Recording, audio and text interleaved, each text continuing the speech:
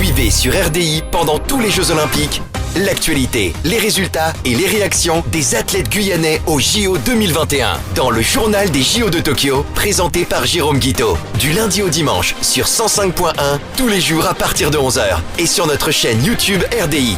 RDI, premier sur le sport. Bonjour, la journée de hier a officiellement lancé les Jeux Olympiques de la France avec des succès dans toutes les disciplines. Les Antilles ont particulièrement brillé, la Guadeloupe avec Rudy Gobert et ses bowlers ont maîtrisé l'ogre américain au basket. Pour la Martinique, Amandine Bouchard remporte la médaille d'argent après une démonstration de judo jusqu'en finale. Côté Guyane, Enzo Lefort, né à Cayenne mais parti dès ses 3 ans en Guadeloupe, s'incline en quart de finale. En revanche, Béatrice Edwige gagne son match de handball contre la Hongrie. D'un seul but, une entrée dans le tournoi difficile mais victorieuse. Alors ça a été un match assez différent à des moments du jeu où on a été plutôt bonne, où on a mené et après sont revenus au score. Donc je pense que ça a été un bon premier match pour se mettre dans la compétition avec une très bonne équipe hongroise. Donc on est vraiment très content du résultat. Et en plus de ça, personnellement, battre la Hongrie, le pays où j'ai joué la saison dernière, c'était plutôt sympa. À l'intérieur du village, ça se passe plutôt bien. On a quand même un tout petit peu plus de liberté que ce qu'on pensait, donc c'est-à-dire qu'on peut quand même sortir, quand même se balader, donc c'est une bonne chose. Il fait très très chaud. Ce soir, il y a une alerte au typhon. Mais non, vraiment, c'est très sympa.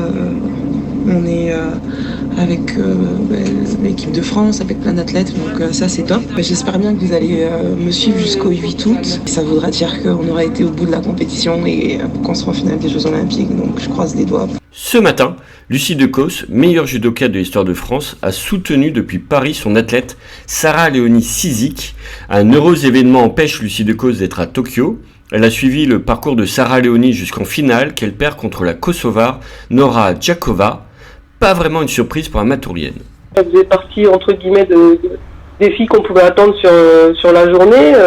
Franchement, même vu comment elle était bien aujourd'hui, je pensais même qu'elle allait aller chercher le titre. C'est dommage sur la finale parce que voilà, ça se joue sur une pénalité et c'est dur de perdre comme ça, mais c'est une belle médaille. Elle est montée en puissance depuis 2 ans et ça récompense sa progression depuis 2 ans. Un judo qui engrange les médailles, 3 en 4 journées, et ce n'est pas fini, assure Lucie Decausse. Il reste 4 catégories, donc 4 médailles possibles, donc c'est l'objectif d'avoir 6 médailles.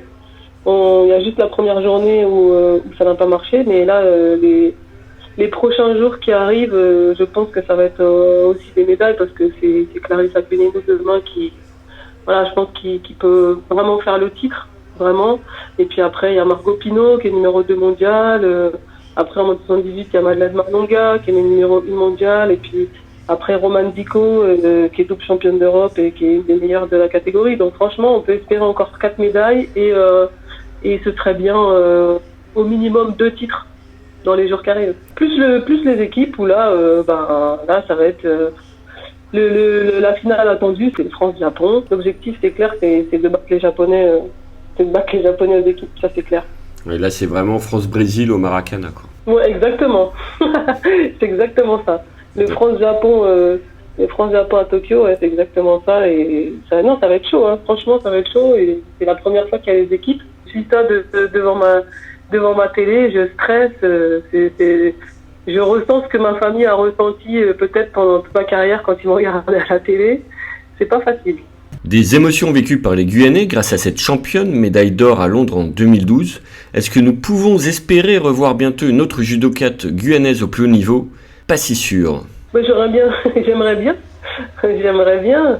Après, voilà, c'est vrai que celle qui avait atteint le plus haut niveau, on va dire, ces dernières années, c'était Sephora Corchet, parce que elle sortait des juniors avec une médaille mondiale junior, une médaille européenne.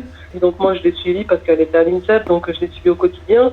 Mais c'est vrai que pour Sephora, ça a été un peu compliqué. Et là, maintenant, elle est un petit peu à côté. Maintenant, c'est plus trop le niveau international, donc c'est dur. Mais je sais qu'il y a beaucoup de jeunes qui sont en pôle. Je les suis et Et j'espère qu'un jour il y aura une autre Guyanaise qui sera au jeu et puis qui fera une médaille, ouais, ça c'est sûr. En attendant ce jour, on pourra suivre mardi Steven Aimable au 100 mètres nage libre. Il concourt sous les couleurs du Sénégal dès 7h. Béatrice Edwige enchaîne contre l'Espagne en handball à 9h30. Et comme on dit au Japon, Mata Ashita, à demain.